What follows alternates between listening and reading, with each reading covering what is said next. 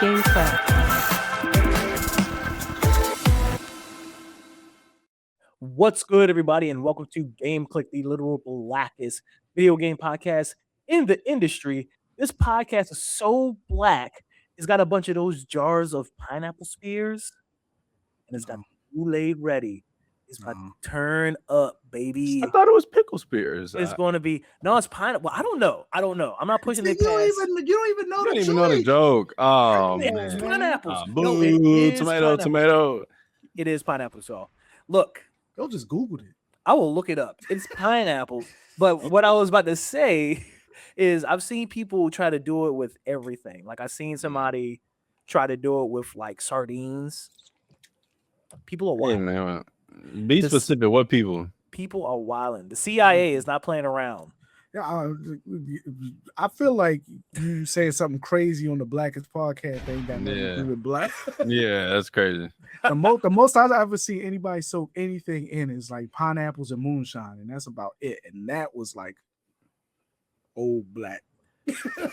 I've definitely seen Kool-Aid pickles. I've definitely seen Kool-Aid pickles before, and people sell those. Are you not privy? Like there's been a whole wave of viral videos of people selling jars of pineapple spears soaked in like Kool-Aid, and y'all are crazy. I think I've seen it. I guess I thought it was pickles because that's the classic one that I grew up with of people eating was the Kool-Aid pickle. That's not my side of the internet, brother. That's crazy. Maybe next time though. As always, I'm your boy, the Charm City Champ, and I'm joined here by the King of Strong Style, the King of the Iron Fist, and our local Rise Man, Hinokaga. Man, I wish, bro. Oh my god, man. Tekken is crazy right now. He was just defending his throne before the show. Don't let him fool y'all. I was having a hard time. I came in hot. I'm also joined by the God of War of esports. The God, crazy. One of these days, I'm gonna pull a King Booker, and I'm gonna embody this character that you're giving me just for a full year on the show. I'm gonna just start acting like it. If you keep acting like this. At the very least, we gotta do that for our, like Halloween show. Oh, 100%. I gotta get the thrag fur if I'm gonna be the King of Strong. Not the thrag fur. Yes. Dragster got me having PTSD. I already got the Caesar. I just need the mustache. I don't like how I look with just a mustache. I can't rock it. Wait, the Caesar? I might. Who's Caesar? No, I'm the haircut. The thrag haircut. Oh, okay. I thought you said you want to be like the Planet of the Apes Caesar. I was about to say thrag with the little peak of power, yo. Like it's the smallest with this. Why we on a super tangent, bro? Y'all, we are here because it is the old heads call it the E3 season. Pretty much. Yeah. But it's summer This game year especially. This specifically. But we're here to talk about Summer Game Fest and all of the different showcases and directs surrounding Summer Game Fest. We're going to give y'all big predictions. They're going to be accurate. They're really not predictions. They're spoilers. That's how good we are. We're giving y'all spoilers for the weekend. And that's what today is. That's right. Spoiler. But before we get into that, that's later on in the show. I want to talk about Sony's state of play. Real talk, that just opened the show.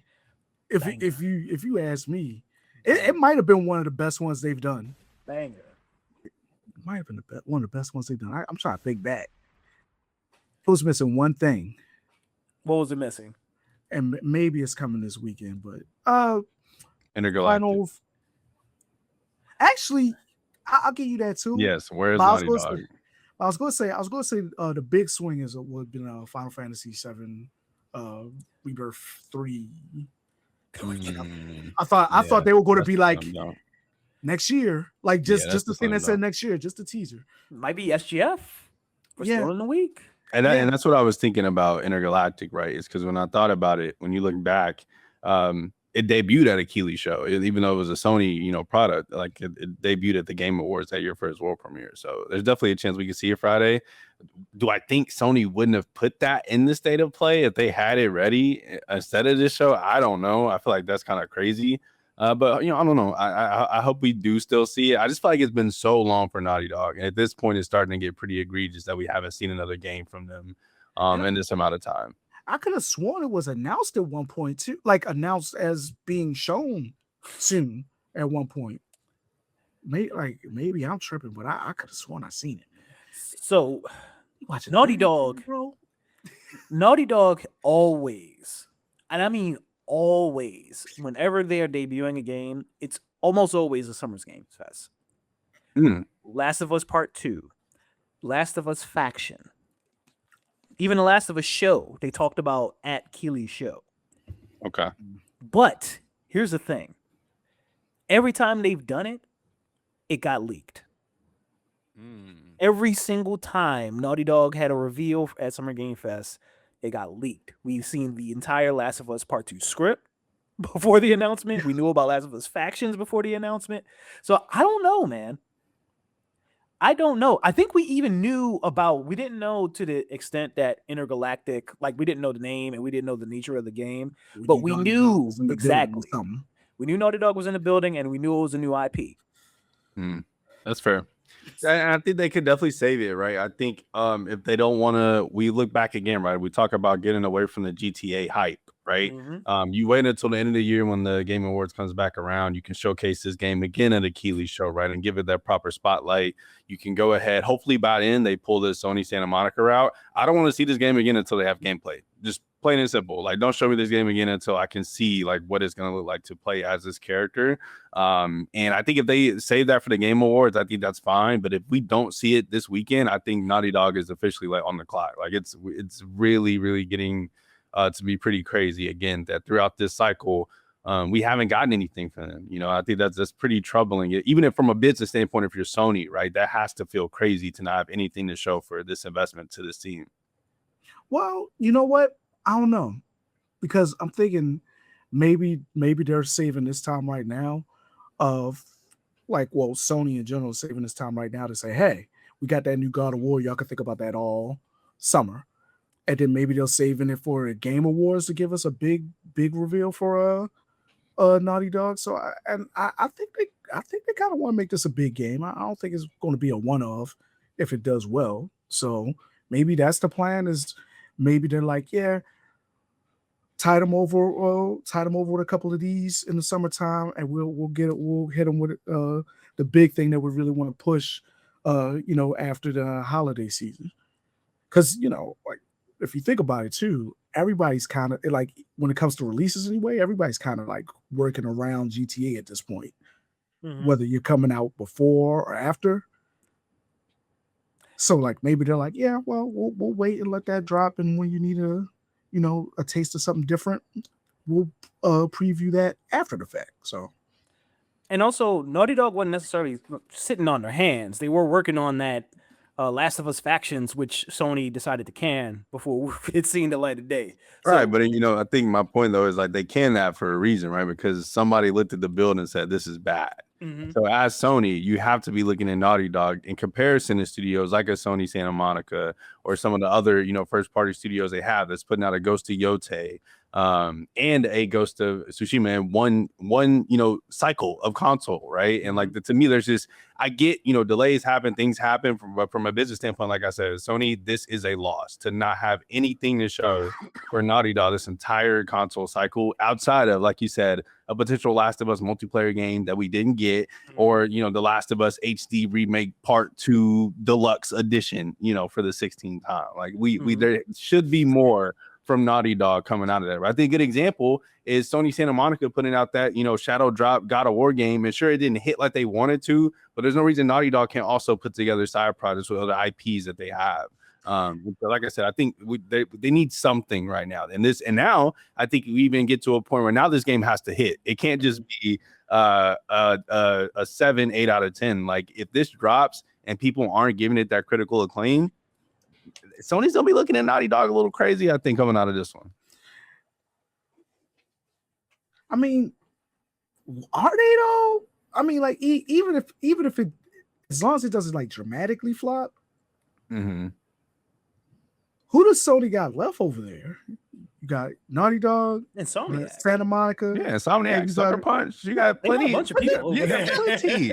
Well, like Bungie. Insomniac's dropping their joint in September. with Wolverine. Yeah. Mm-hmm. And like we haven't really heard anything from anybody else like for right now. And then it seems like they're trying to clean house. Well, the PlayStation just we're not really getting off track, but we're talking business. We're talking big business right now. Sony is finally realizing that these long development cycles don't work. Mhm. They in their last sales call, they revealed that they're very disappointed in their first party game sales, and it's because they're not releasing enough first party games. Because their first party studios are taking 7 to 10 years to make a single game. Like you can't do that. No, you can't do Not that. sustainable. Well, I mean, you can't like unless you're like it's certain studios that get away with that. Mm-hmm.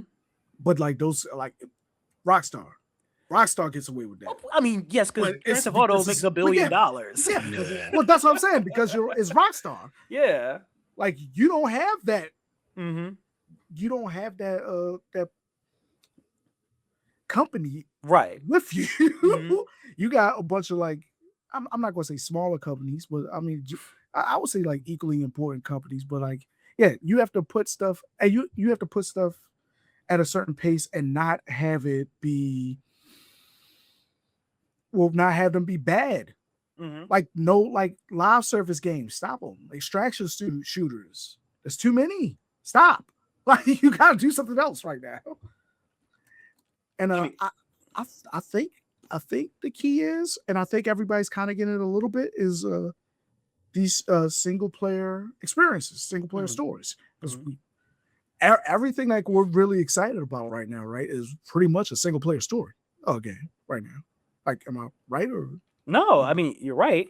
It's just the with executives, they're trying to chase they're trying to chase trends, and with the way development cycles are, games take too long to make to try to chase a trend.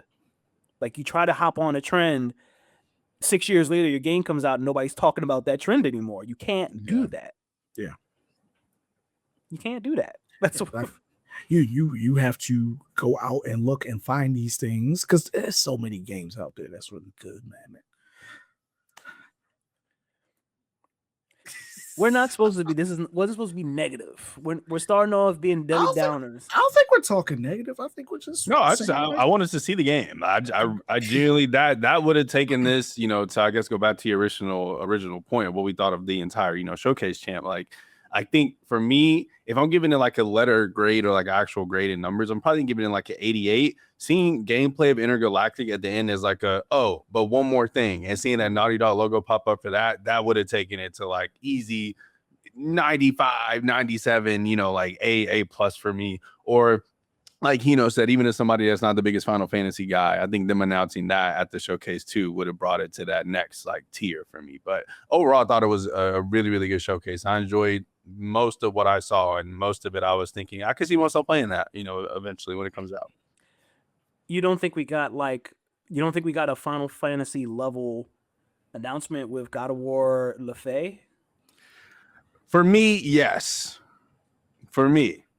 I don't know how that announcement is resonating in the streets because I'm trying to stop paying attention to the gamer negativity, but I have a feeling that there's rumbling. I mean, I can confirm. The streets are wilding right now. Yeah, I had a feeling. So I'm not gonna lie. When I saw Wolverine at the beginning of the show, I was like, "There's not too much that you could do to close the show where you won't fall on your face unless it's Final Fantasy VII or it's something God of War." Mm-hmm. You starting with a banger, you want to end with a banger. Yeah. So for most people, personally, and if you want me to be really real with you, be really real. So I was watching this. I couldn't get home in time, so I was watching it in my car, and I was watching it, and I was like, "Oh, it's God of War."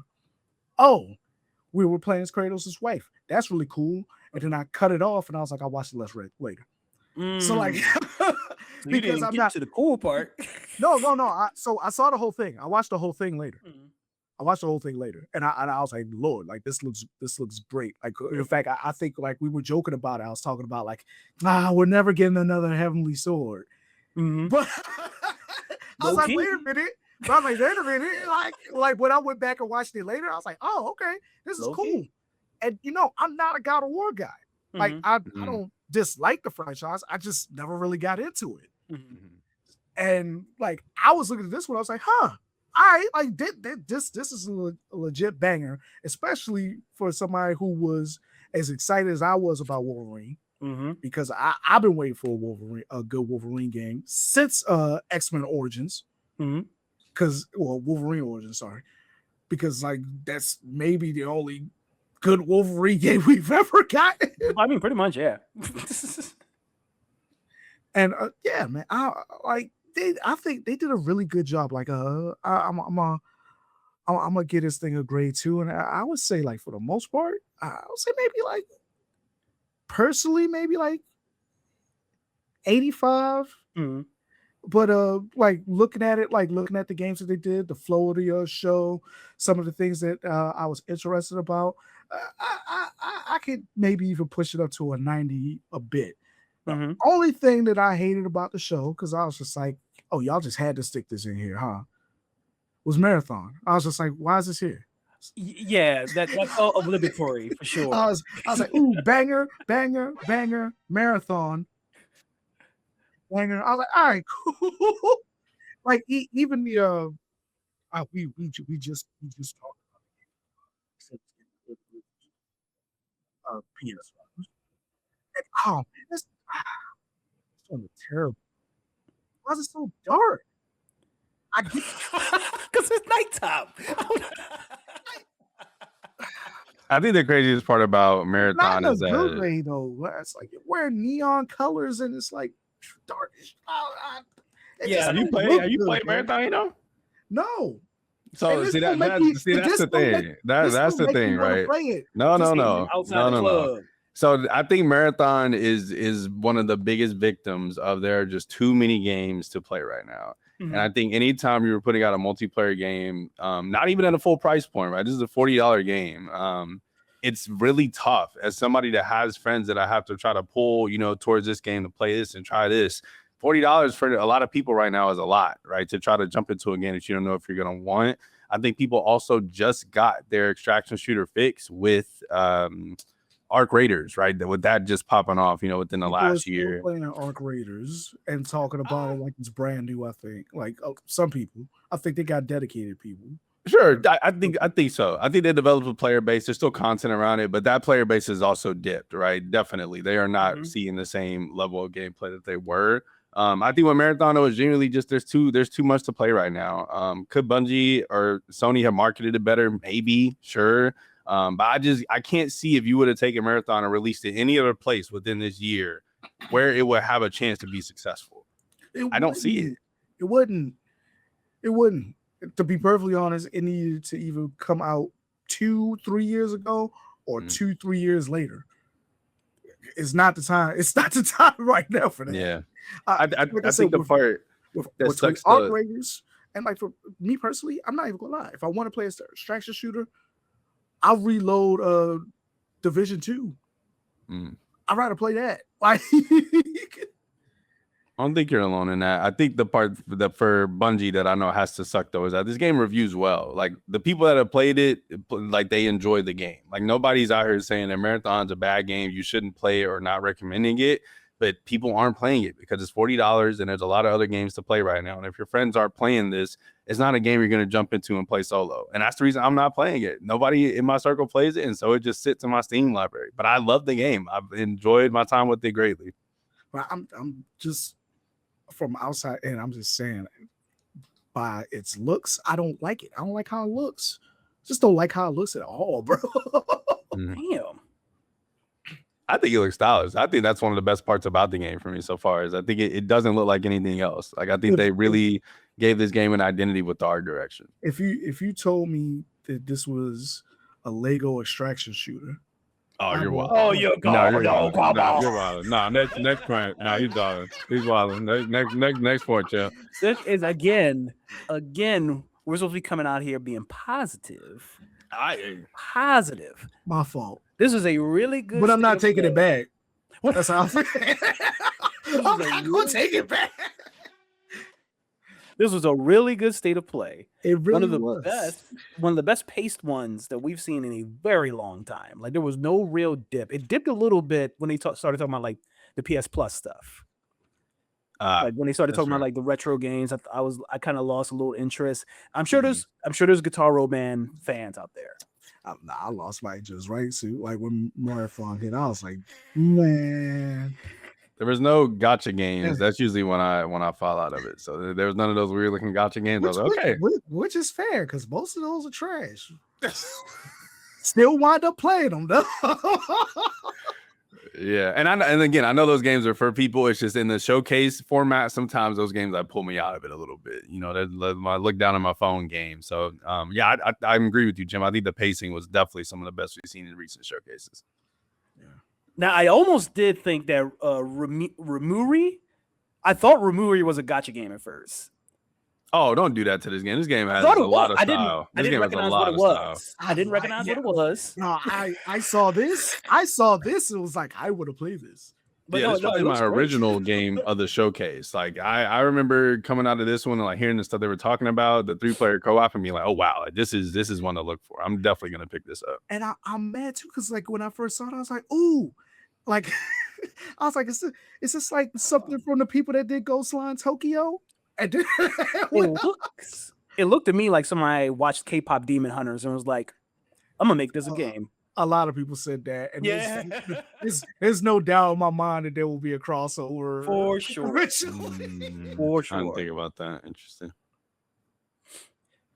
Do we all have one favorite announcement from the state of play? I got a favorite and least favorite at the same time. It's gotta be negative. They're negative. No. Your favorite. A simple question. He said, I have a negative point. I gotta hate. No, man. All right. I'm saying it anyway. What? Tomb Raider. I was like, they showed it off. I was like, I can't wait. Let's get it. And then it showed me that date. And I was like, you lied. You lied to me. You said this year. Stop ducking GTA. Just come out.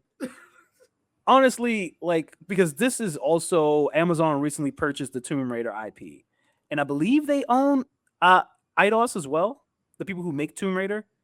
So to me, it didn't make sense to release 007 First Light and this in the same year. I think they want to like take the time. Like 007 was a win. Let that breathe.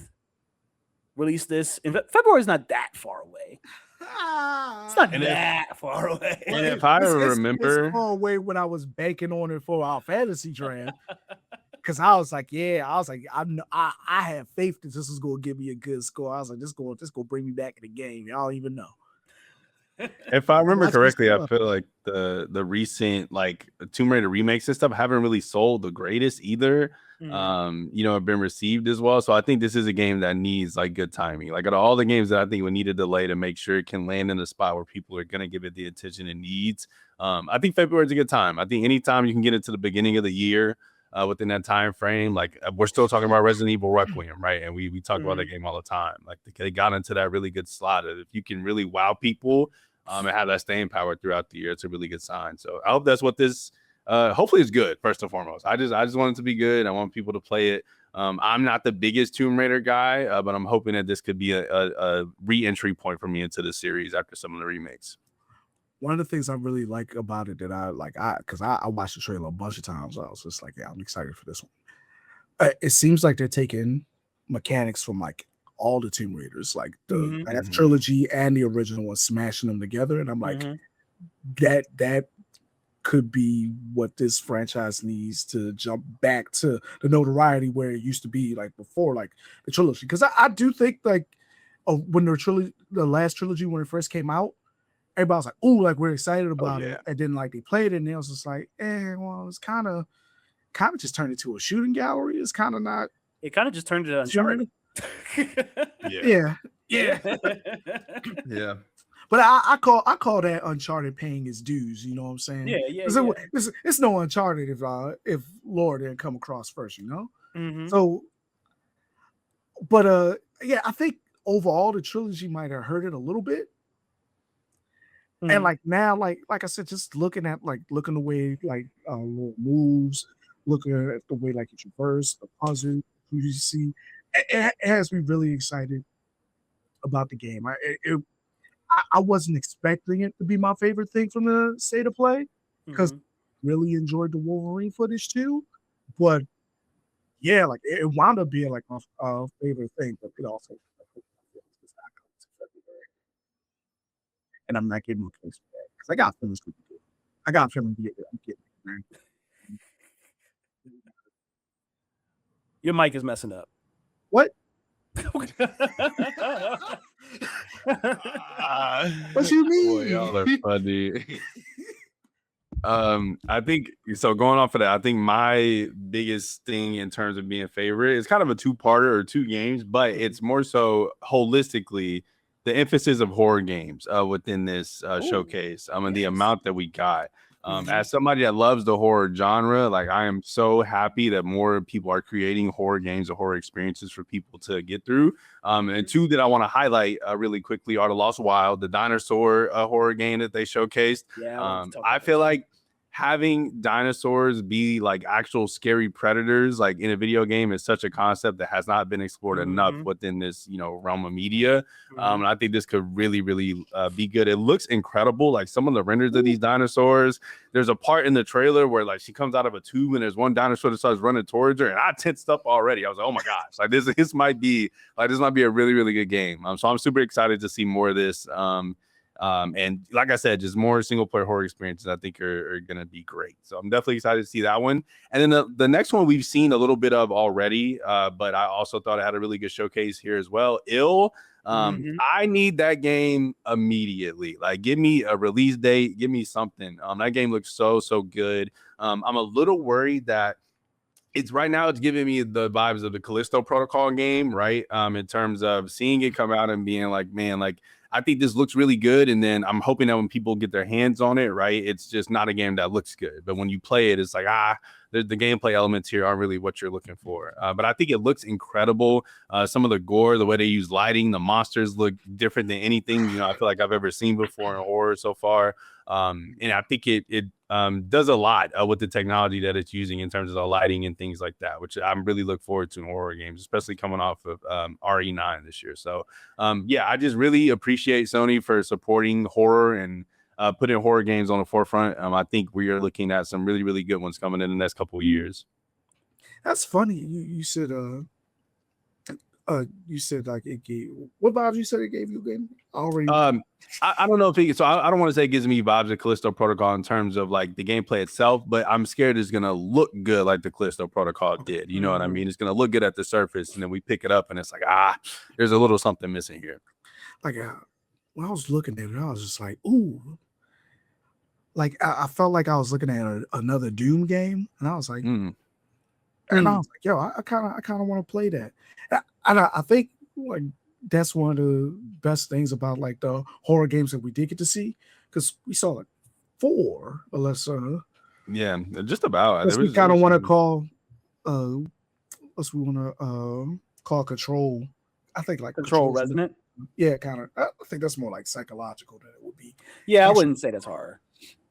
But yeah, like the 4 games that we did see horror wise, 2 of which had nothing attached to them previously, brand new IPs, and they both looked amazing. Like touching back on the law.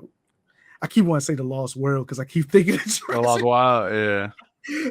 But like I saw it and I was like, as soon as I saw Annapurna, I was like, oh, it's gonna be another like narrative-driven game. And then, Same. This threw me for such a loop. And then I saw it, I was like, yo, this is the closest thing we're getting to Dino Crisis. Well, it's funny because we know there's a Jurassic Park survival horror also coming. It's like a multiplayer one, yeah. Yeah, so I seen this and I thought it was that. Same. And so I'm You see shocked. that now? Oh my god, it's gonna be asymmetrical, isn't it? No, it's first person. No. Yeah, I think it's first person. No, Mhm. Yeah, this one is a multiplayer, but the Jurassic Park one I think is multiplayer. I don't think they've said asymmetrical though. I don't think we'll be playing the dinosaurs in that game, for what I know. Okay. But like, yeah, like this thing looked good. Like you said that the moment where the dinosaurs This right here. stuff. Mhm. You know what got me? The moment where like the dinosaur, like the big one, I think it was like an allosaur. It wasn't Tyrannosaurus. I think it was a little bit bigger than that. And it just kind of turned and looked dead at you. And for a minute, you're like, is that a Tyrannosaur? Do I stay like steady so it won't see me? And it just starts coming forward. I was like, oh Lord. I was watching the trailer. I was like, run. It's on your ass. I'm excited. I'm really excited about that. I'm also really excited that we're getting Until Dawn 2. I don't think anybody saw that coming. I did not predict that one for sure. So I just pulled up the official press release for The Lost Wild, and you're going to be sold on it even more. The game director, Gary Naper, also worked on Alien Isolation. Oh man! Oh my god! Yeah, that game is going to be so atmospheric. You could kind of see in the trailer. Yeah, definitely. So while we're talking about horror games, I do want to talk about my favorite announcement, not including God of War, Wolverine, obviously. For sure. Yeah. Until Dawn 2. Yeah, that was not on my 2026 debate hell? go car. Came out of nowhere. Can I ask you something really quick? Did they show too much of Until Dawn? Yes, did they show like too much of this game? I don't think so. As people, because I didn't play. I think I watched plenty of people play the original. I didn't play it myself. But like for instance, when the guy they showed the decision, I'm like, oh, push the guy or jump alone, and the guy dies. I'm like, well, dang, you just gave but you don't know which choice that was. Oh, like and how it led to that moment. Okay, that's fair. Because it could have been either or. I think they did an amazing job with this trailer because nobody knew exactly what it was at first until like the Until Dawn 2 popped up. And then I will say, don't do another trailer. You're good. No further trailer than this. You gave us everything we needed in this trailer. We got an idea what's going on this island. We know it's going to have that same level of like raunchiness as like the first Until Dawn, and it's going to be violent. The choices, everybody could die, nobody could die. I'm excited. I'm excited for it. I want to go back and play the original now too. It was. I will say, like, I know I was watching this with my wife, and my wife likes to, like, she's not a gamer, but when it comes to like narrative games, she'll sit there with me and play like those narrative choose your own kind of direction games. So we were watching this, and I was trying to guess what it was, like how we always do when we're live reacting to stuff. And I was like, the character models look like it's Until Dawn. It looks like it's an Until Dawn game. But the reason why I didn't stick with that, because they said the game's made by Fire Sprite. And not Supermassive. Yeah. Which is big. I don't know what's going on with Sony and Supermassive's relationship, or maybe Supermassive's just too busy to work on this. I mean, if we need to elephant in the room, Supermassive doesn't make good games. They don't. Supermassive doesn't make, I think, the quality that Sony is looking for. When you think about what an Until Dawn 2 needs to be for this particular genre of horror or subsection of horror games, you cannot trust Supermassive with it lately. Name me a game that Supermassive's released that you think would give them the track record recently that would make you think, oh, like Until Dawn 2, this is the studio we need to go with, right? Like, I think if you're Sony, it's just too big of a risk. I think this needs to be a hit, right? And we say that about a lot of games, but I think in particular, there's been a slump in terms of the choose your own choice, horror games lately in terms of like quality. And they've been trying to, we talked about it recently in the show. They've been trying to hit that Until Dawn note since, right? And haven't hit it yet. And so you can't be Sony and look at this, get the chance to make this sequel finally off of a movie as well, right? And then say, oh yeah, let's give it to the same group and just hope something, is better this time. They're going to give it to somebody else. I would have caped for Supermassive, before Little Nightmares 3 and Directive 8020 came out. Yeah. Those were the two where I was like, oh fuck, maybe they are just one-hit wonders. Yeah. Did that flop recently? Directive 8020 has a 68 on Metacritic. Damn. Yeah. You know what I mean? It's just too big of a risk, man. Like Until Dawn is too big of an IP, too big of a moment to entrust them with it. As sad as that is to say, there's no disrespect to them. But I think this is too big of an IP to continue to entrust them with their proven track record so far. They are averaging 68 on Metacritic. Supermassive. I got it pulled up right now. Directive 8020, 68. Little Nightmares 3, 69. Casting of Frank Stone, 68. That was a... I don't think I need to go. I don't need to dig it. Yeah, it's unfortunate. So I'm curious to see what Fire Sprite does. The only game that I know, I don't have the resume pulled up. I know they made that VR Horizon game. Oh, people love that one. Yeah, it was pretty cool. It's like the one PSVR 2 game I think I did. I think I did like. Let me see. Metacritic. I'm gonna pull it up real quick. Oh, they did Astro's Playroom. Oh, did they? Yep. Astro's Playroom. Yeah, so they might. This is a different venture for them, though. Absolutely. So I'm excited to see what they do with it. Yeah, they made Horizon. They made Persistence, which was another VR game, which was another really good one. Huh. Yeah, we'll see. I'm pretty excited. Don't sleep. So now we're done talking about the past. We're done being negative. Are we? You know. Can't bank on that with me. I'm sorry. Let's talk about the future. So, Summer Game Fest is coming up soon. And I'm not just talking about the Keighley show. It's not all about Geoff Keighley, my best friend.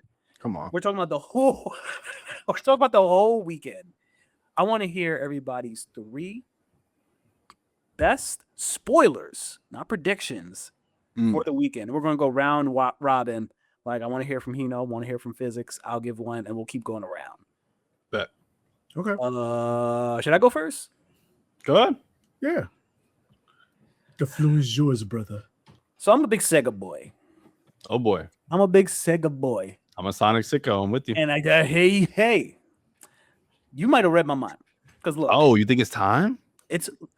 Sega has released at least one Sonic game every single year for at least the past 30 years. This year is going to be no exception. But what kind of Sonic are we getting? I think we get the next 3D joint. Oh, I think we get the next 3D Sonic game, baby. I hope so, but I think you're wild. Sonic Frontiers came out 2022. Okay. It could be. It could be. And then they just re-released Frontiers, or it just got some kind of announcement or something recently. It got like maybe going to Switch too. Oh, okay. Maybe that's what it was.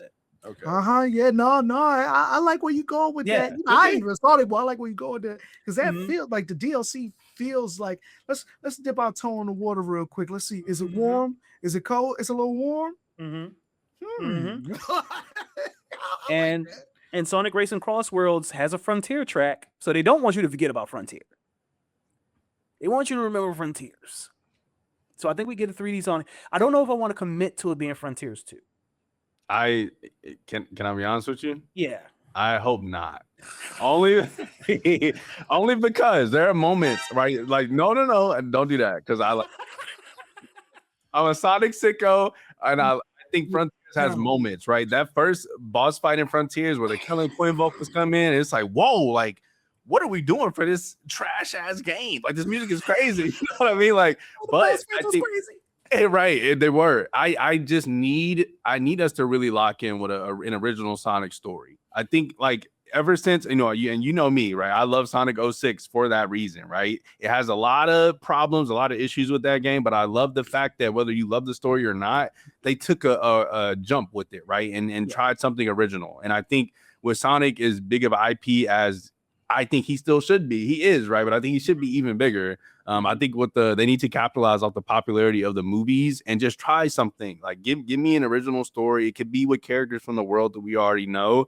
But in Frontiers, like I skip all the dialogue when I play that game. I'm not invested in the slightest bit in anything that's happening in that game. And I miss being invested in a Sonic story or what's happening within the game. So that's all I ask. If that's Frontiers 2 and they just have a better emphasis on story, perfect. But I just can't see it, and so I hope we get something original from him.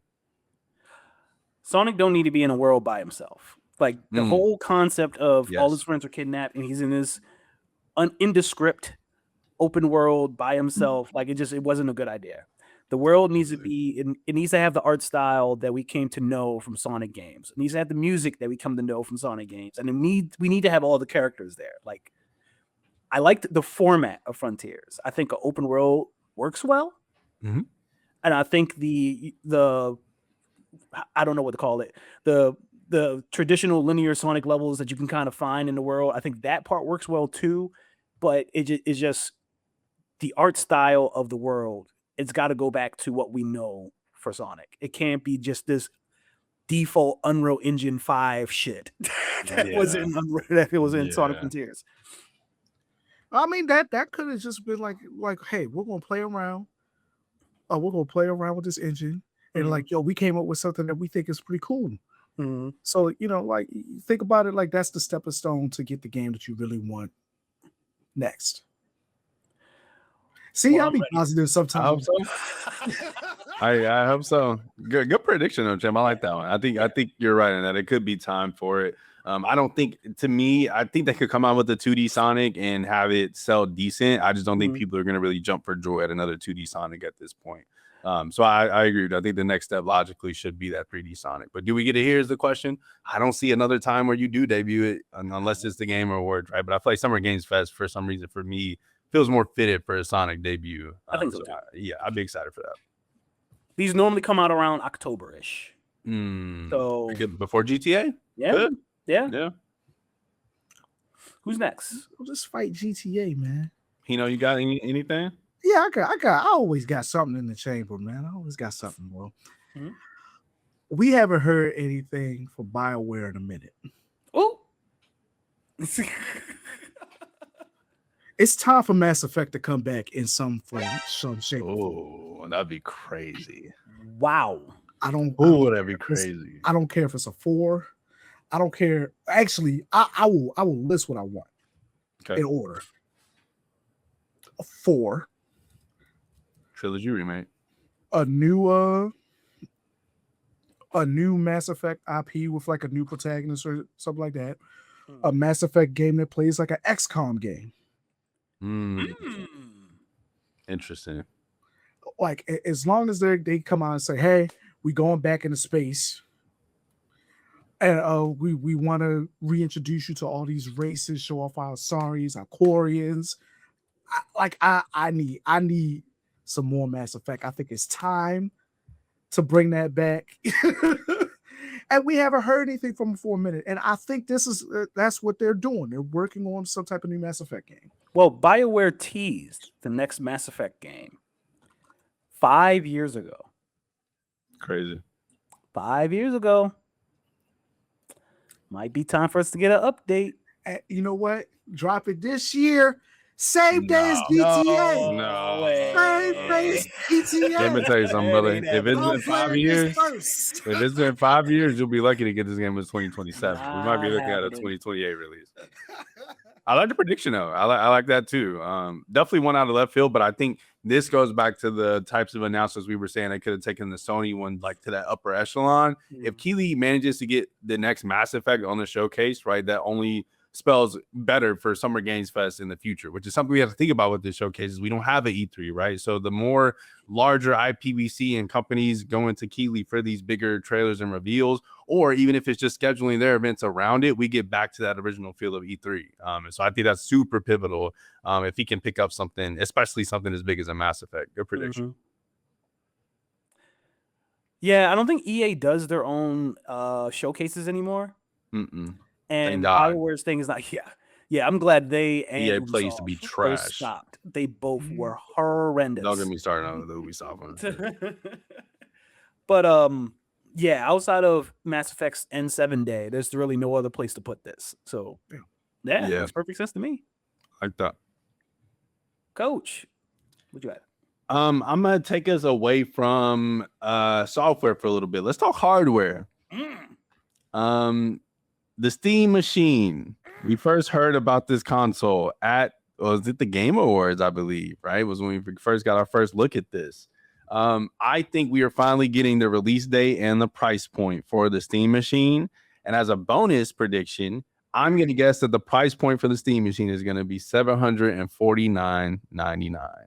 That is what I think this console is going to debut at. I think Valve right now is looking at the landscape, and after they just, took a PR hit right with the rise of the Steam Deck prices, I think they hopefully rose those to counteract the quote unquote loss that they think they're going to take with the Steam Machine and the price they're going to set it at, to hopefully see or have it be more accessible or at least competitive with the other consoles that you can get a lot of PlayStation and Xbox. Maybe not the Switch, right? But the Switch is also about to raise in price. So you're also going to still be, hopefully comparable within that bracket as well. But I just think it's time that it came out recently that Valve was getting like shipments of something in finally. And so I think if they are still aiming for this year, we need the price point, we need the release date. I think we get that. And I think they debut it at $749.99. So you think it's going to be cheaper than the Steam Deck? Yes, I think so.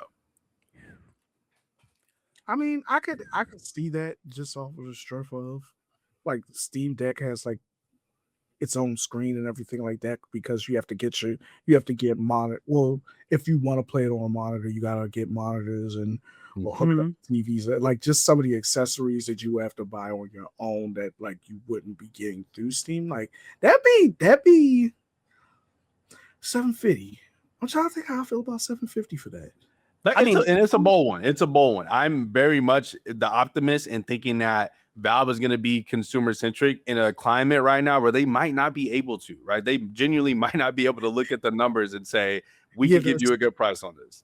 Yeah, that's the only thing I'm thinking. I don't think I have faith in Valve, like in normal times, releasing like a console and saying, hey, we're gonna make it a fair price point for what you're getting. Yeah. Like nowadays, I'm just kind of like everybody's raising prices and like to the point where they would have to, unless they know for sure that they're gonna make a profit off this. It's a good prediction though. The thing with the Steam Machine and console prices is most console manufacturers, they'll price their consoles at a loss because they know they're making their money back from software sales. Yeah. Valve don't make software. Well, I mean, that's where the Half-Life 3 announcement comes in. You need a console seller, right? You need a console seller to move it when you debut it. You can't just do it, right? Let us show you our very first game on the stage. I'm telling you, they need something.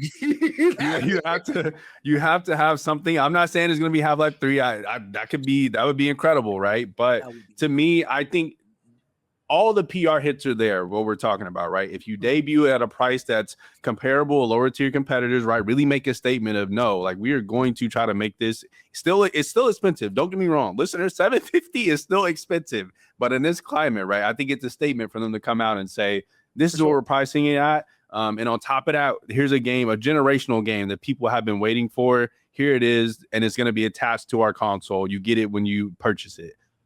That's everything they need to do, I think. And if they manage to do that, I think they're in really, really good shape. So, like I said, the price point is the only thing I'm a little shaky on, but I could definitely see us at least getting, like I said, that release date and price point for the Steam Deck, worst case scenario. Or it was Steam Machine, sorry, not Deck. That's the Steam Deck brand. I like it. See, I'm a hella positive right now. It's coming. Don't y'all worry. Y'all gonna talk about positive stuff, bro. How's it gonna fit me? Because you want it for cheap.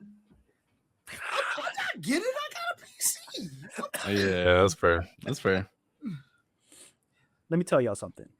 Let me tell you how I'm about to predict. I'm staying with my theme of my Sega boys. So this is kind of not a prediction. because we know Sega's working on Crazy Taxi. We know they're reviving Crazy Taxi. They just did a little teaser thing not too long ago. Safe to say it's going to be at Summer Game Fest. Here's where the spice comes.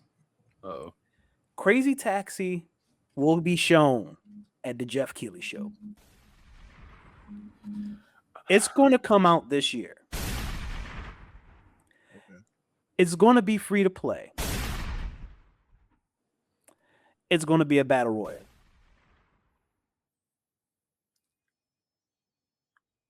Huh. You heard it here first.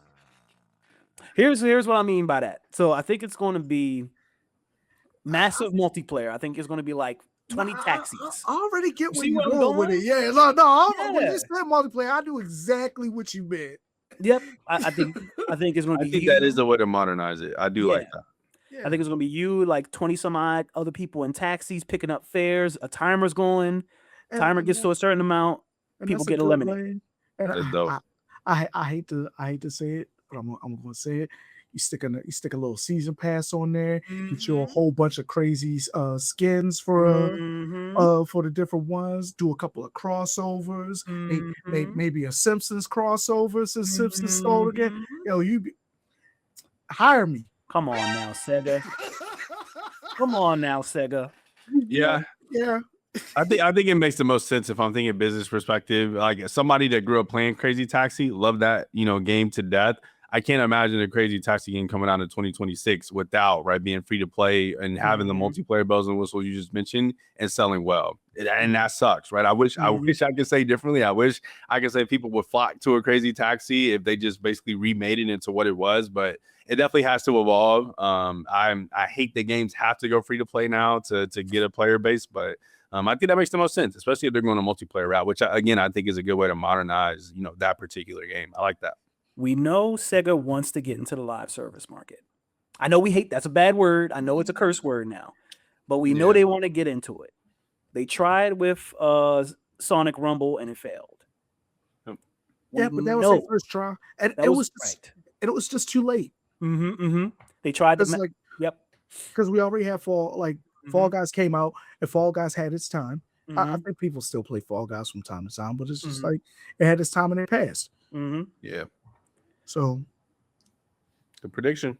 Yep. Like it. Where you at, Hino? I wanna stay in space for a little bit. Oh.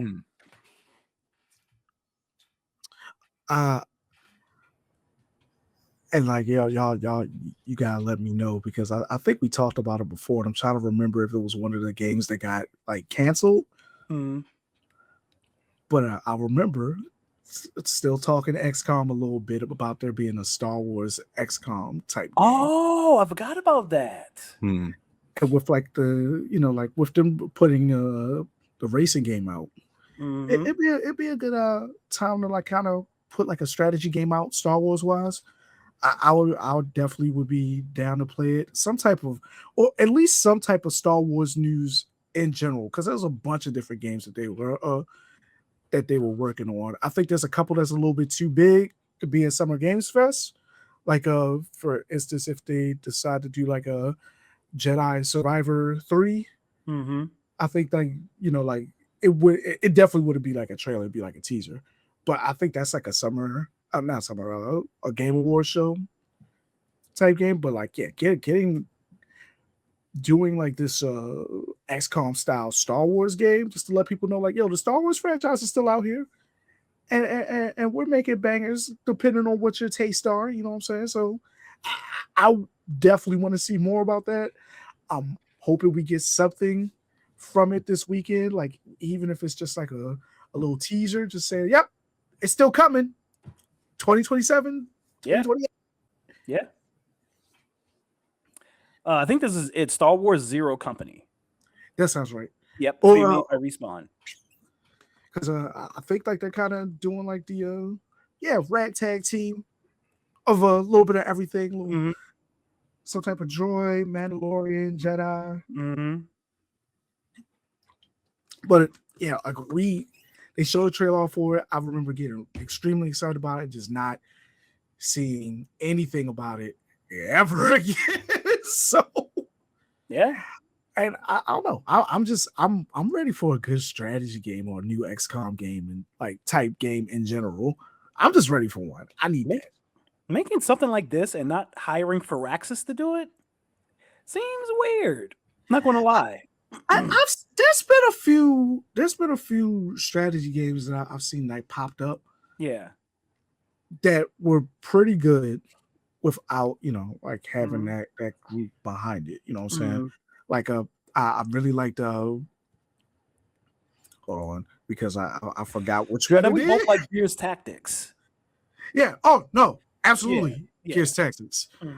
The Persona one was really Ooh, good one. Persona Tactica. Yeah, Persona Tactica.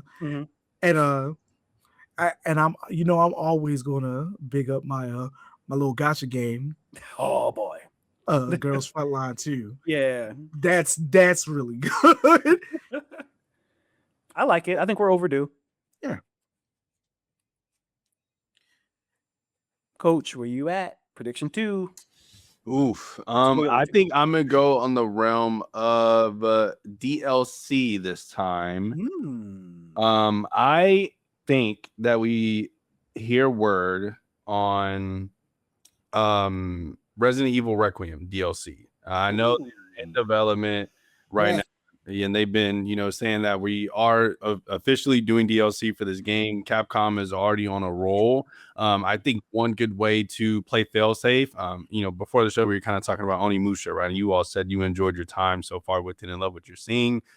Even I think as a just in case, right? If that game doesn't pop off, you put this, give people a little bit of time to play Onimusha. It releases a little bit after that, sometime in the fall, maybe around Halloween, even, right? Sometime for spooky season, and give people a reason to revisit it on streams and make content surrounding the game again. And I think you'll be in really good shape. So I'm excited to see what they have. This is a game that we have praised plenty on this show already this year, so I won't go into that again. But I think it's time. And if Capcom, I just hope it's substantial. I hope we get the same level of scares and iconic moments that we got from the original game is all I hope for. So I'm excited. But I think this one, out of all the ones that I have, this one is probably the one I'm the most confident in, just because Keighley loves Capcom, they love him. And I think this is definitely a good time to go ahead and announce this one. I am inclined to agree. I don't know if it comes out this year.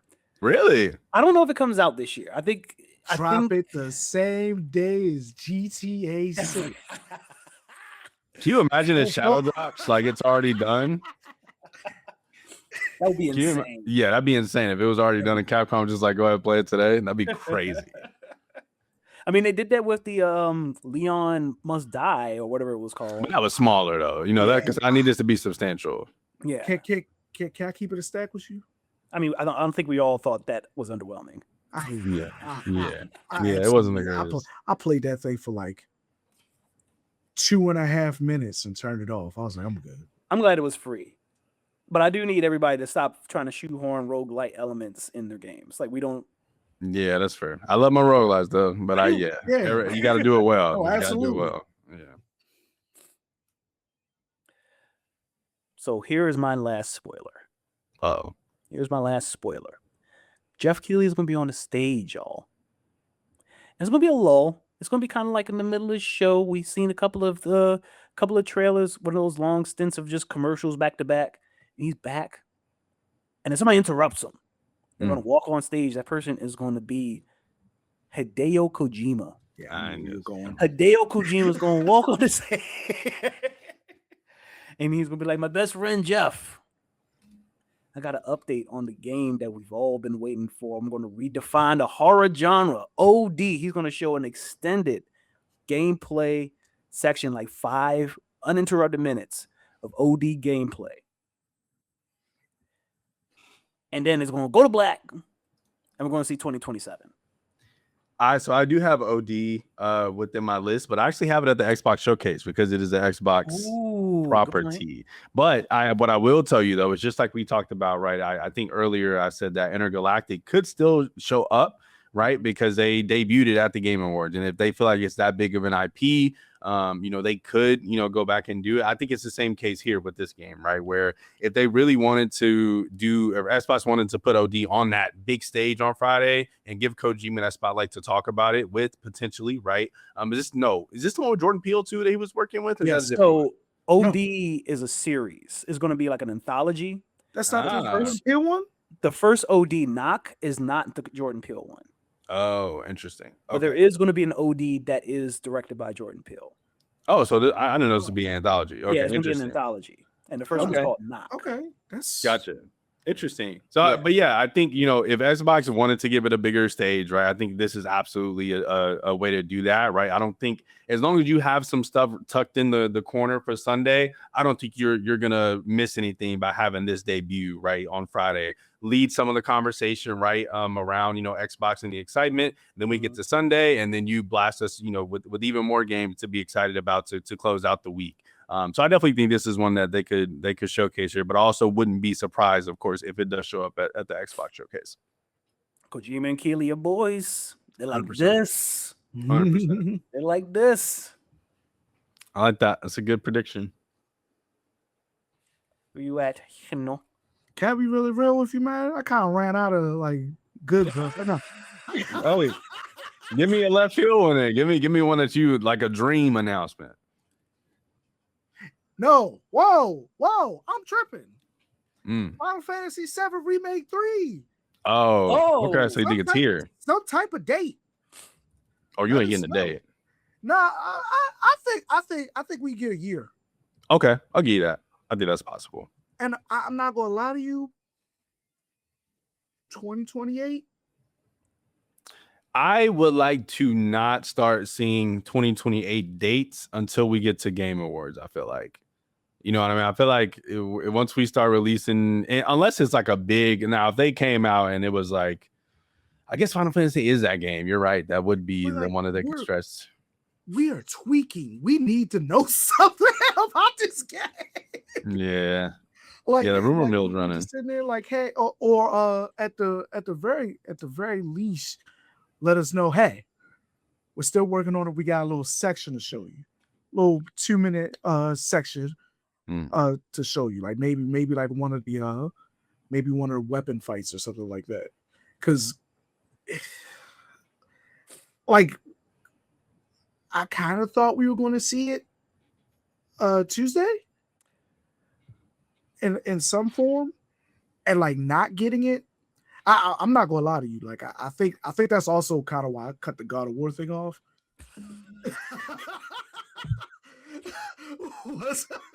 This ain't Tifa. I was like, bruh, we're not talking about Final Fantasy. Damn. Well, I mean, check this out. Check this out, though. Final Fantasy Remake. It came out April 10th, 2020. Final Fantasy VII Rebirth came out February 29th, 2024. So about 3 years and some change. We're coming up on 3 years and some change. I can see it. I can definitely see it. My only thing is that this section of the game that we will be playing is arguably the biggest section, I do believe. So like it might take a little bit longer. But I mean, we don't know. True. We don't know what that means, because like Rebirth, that section shouldn't have been as long as it was, right? And they made that like a freaking 60-hour damn game. I mean, the first one was right. So it's that was the opening of the game. So like very true. But like I said, we need something. Like the streets is fiending. Yeah. We haven't seen anything. We haven't heard anything from you guys. Please. Please. I almost missed an easy lay. This was an easy lay. Yeah, I think you're definitely more optimistic than me in terms of like how much we'll see of it, but I definitely think there's a possibility we get the logo, right? We get the, hey, like it's coming. Like calm down, y'all. Stop tweeting us. Stop asking us every day in the YouTube comments like this game is being worked on. And then I think once we get to Game Awards is when I would say, boom, we hit them with the here's your first look into an official trailer / gameplay of it. But I definitely think it's a possibility we see it, though. I think that's, a good guess in terms of one that could have debuted on Tuesday, like you said, but it's so big they could easily throw it to this Friday showcase to really make a bigger impact. Can I take it a step further? Because I just thought about something else. We get a bit of DLC for Rebirth that's supposed to be leading into the third game. The same that they did with the original Final Fantasy remake. How we got the little Yuffie DLC. Like maybe we get like a Vincent DLC that covers his goofy ass game. That game was so bad. But I know defenders of it though. I know some defenders. Okay, that thing stank. All right, sure. What is your guess for the R word? What is the R word for this one? We got remake. We got rebirth. Revive. Ooh. I'm going with reunion. I like that. That's a good one. That is definitely a good one. That's a good one too. What you got, Coach? I would say Revolution. It's a little long compared to some of the other ones, I guess, but I would pop for that. But all those are really good. Like I love Revive a lot. Oh, true. Where you at, Coach? Last one that I have. Well, the first one I had just as a Hail Mary, but I don't think we'll see it here the more I think about it. I want to show some love to the Xbox showcase, so that's where my head is for these last couple. So the one that I have is like a Hail Mary is we get our official Elder Scrolls 6 first look.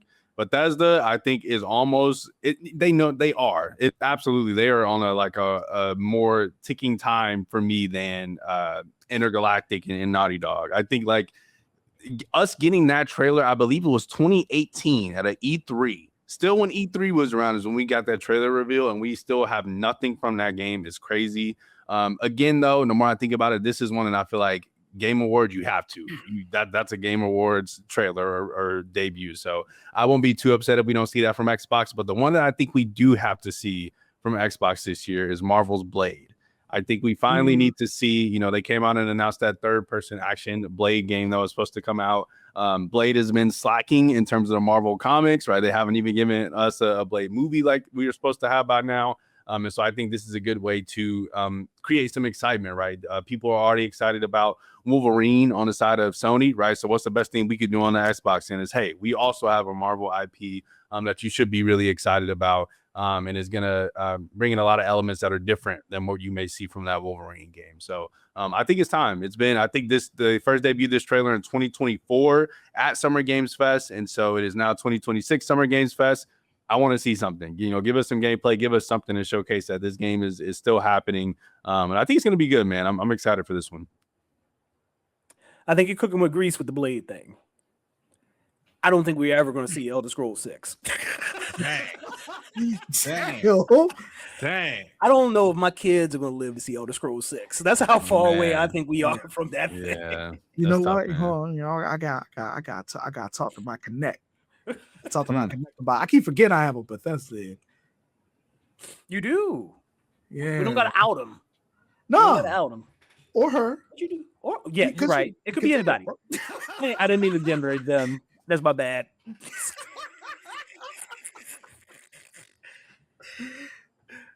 I would like to see more on the Blade game because honestly, until you said something, I forgot. I think a lot of people have, and I think that's why it's another reason it's a good time, right? If you have something better to show, this is when people come like, oh, I forgot, they were working on this and showcase some good gameplay, some good combat. Like I said, I think it's a perfect antithesis to what Sony has going on with Insomniac. If they want to jump into that realm, I think this is the game to do it this year. Can we talk a little more Marvel real quick? Come on, let's bring it, man. It's something that if it was it would be perfect for Summer Game Fest if they showed it off, if it existed. But like a next gen console version of Marvel Ultimate Alliance. Like, I could see it. that would be. I know it's been like a minute since we got one of those games, but I mean, not really. It was like Marvel Ultimate Alliance 3 came out 3 years ago. It's on the Switch. Nobody bought it. the regular. Yeah. Yeah, I was about to say they may be straying away from those right now. I feel like the current Marvel, I feel like slate that we have with Blade, Wolverine, I'm sure Spider-Man is going to be back in the fray sometime. But I also think we still have to hear back from that Captain America Black Panther game that's supposed to be coming out. That they put out there.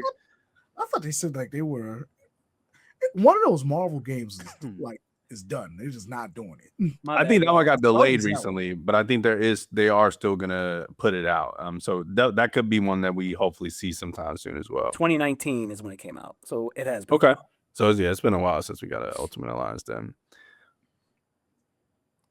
The Black Panther EA game is the one that got canceled. The Black Panther, yes, yeah, the Black Panther Captain America.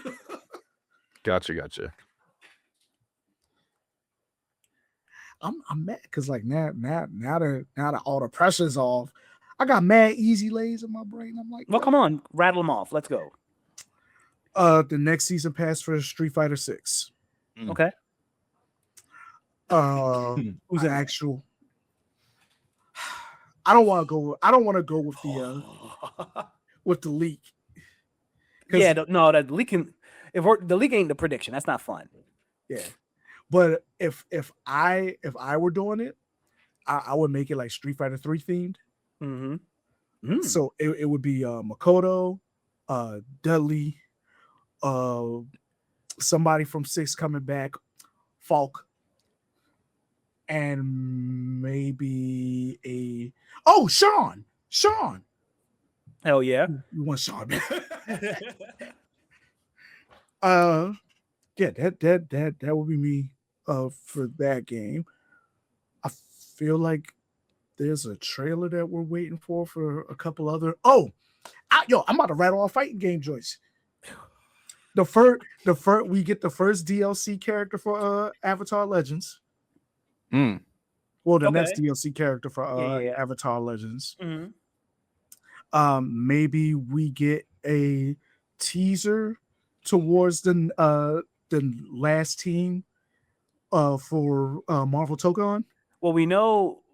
So they showed there's a silhouette of the leader of each team, and the silhouette for the last team is Ghost Rider.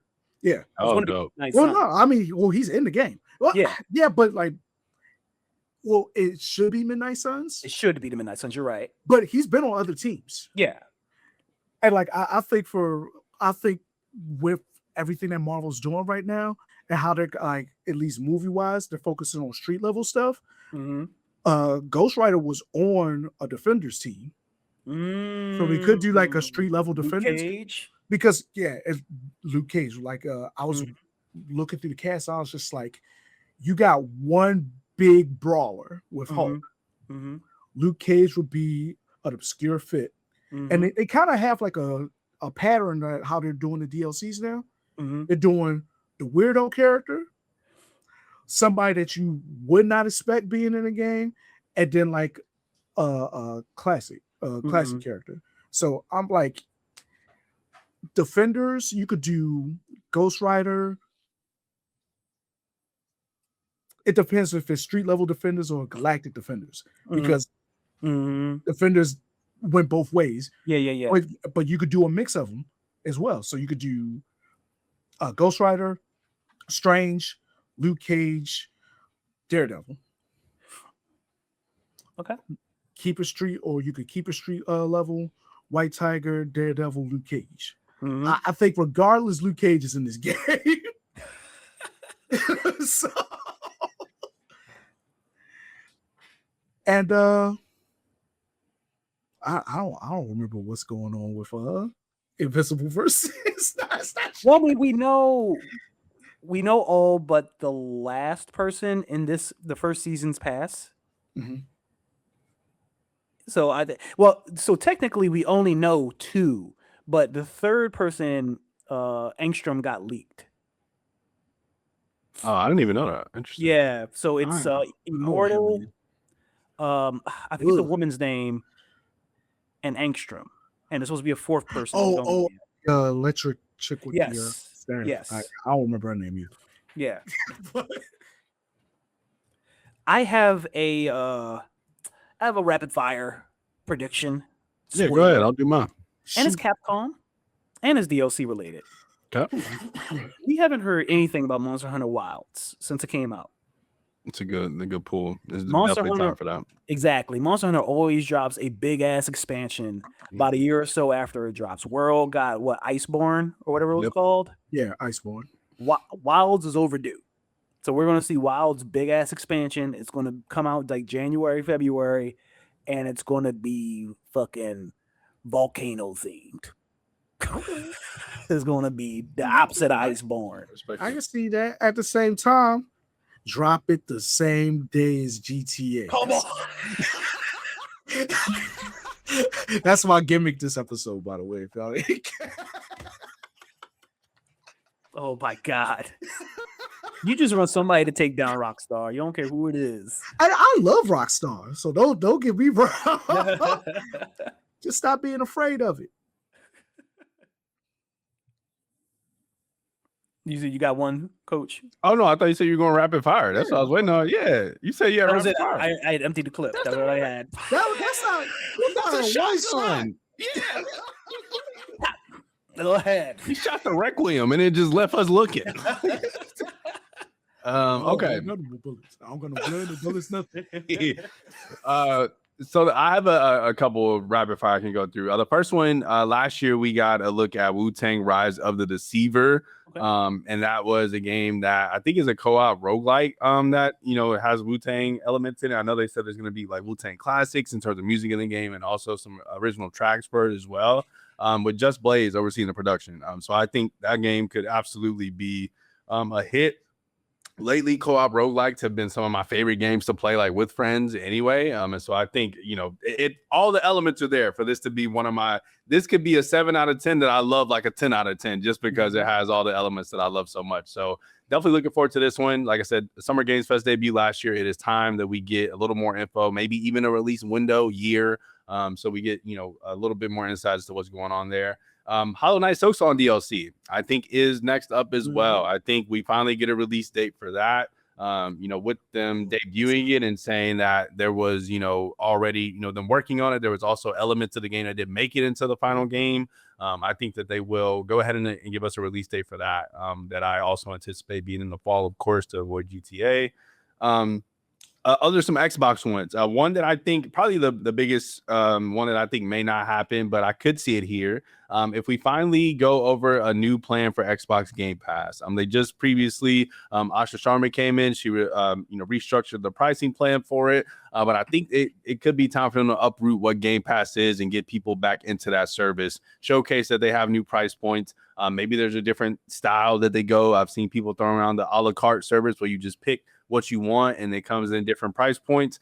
So I think they could showcase something different for Game Pass and what the future of that service will look like. And then last but not least for Xbox, I had the next iteration of Crash Bandicoot, just as a dream thing for me.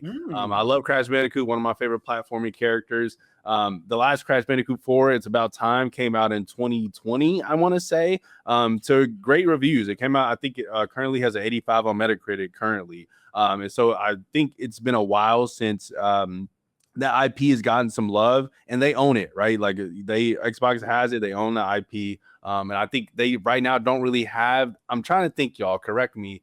I don't think Xbox has another platformer character that we really look to right now. Sure, but we're giving up on Banjo. We're giving up on Banjo. I just don't see it.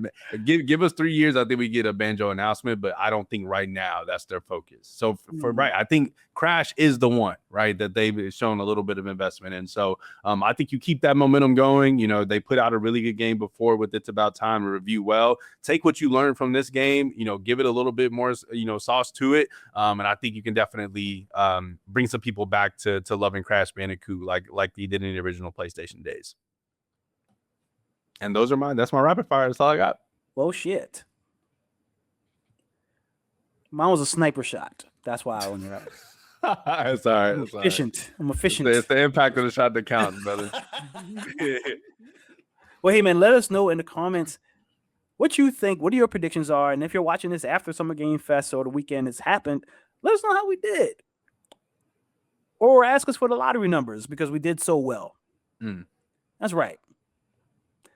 You can find us on all social media platforms, whether that be Twitter, Twitch, Instagram, Blue Sky, Threads, Facebook, LinkedIn, at Real Game Clique. Follow us. Subscribe. Whatever the verb is for that platform, do it. If you're watching this and not listening to this, you can find us on your favorite podcast platform, whether it be Apple Podcasts, Spotify, Google Podcasts, or wherever you like to listen. Search for Game Clique. We're the ones with the blue icon. Subscribe and leave us a review. Let us know what you think, positive or negative. I don't care. I do. If you're listening to this and not watching this, you can find us on youtube.com/@RealGameClique. Subscribe and hit the bell so you don't miss any of our podcast clips. And IRL content. We are here bi-weekly, every other Friday. This week was Thursday because we got to beat Summer Games Fest. But it's normally every other Friday. Get be good, stay good. We're out. Peace. Game Clique.